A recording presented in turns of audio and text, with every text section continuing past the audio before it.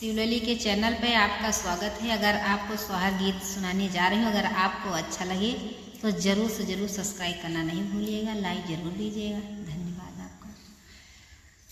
अंगना माँ छिटकी बढ़निया बहुत निकल गई, बहुत निकल गई हो।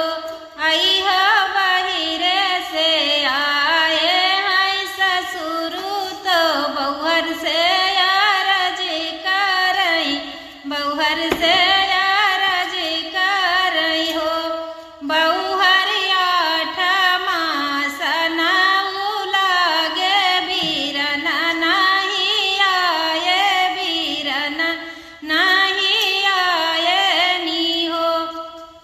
काऊ कहूँ हमरे ससुर कहत लाजी लगई, शरम हमरे लगई हो।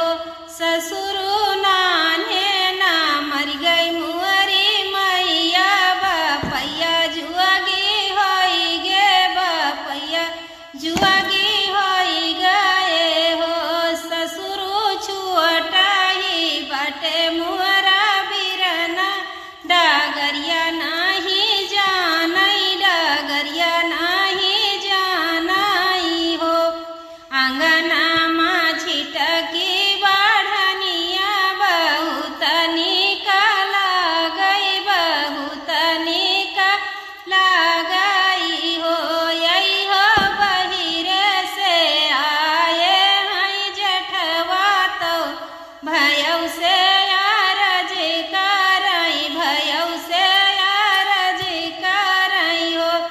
भयऊ भयऊ आठ मास नाउ लागे बीरना नहीं आए, बीरना नहीं आए नी हो। काऊ कहूँ मुअरे जेठवा कहत लाजी लगई, शरम हमरे लगई हो। जेठवा नान्हे ना मर गई मुअरी मैया, बपैया जुआगी होई गे, बपैया जुआगी होई गए हो। जेठवा छुअटे ना बाटे मुअरा बीरना, डगरिया नहीं जानई, डगरिया नहीं जानई हो।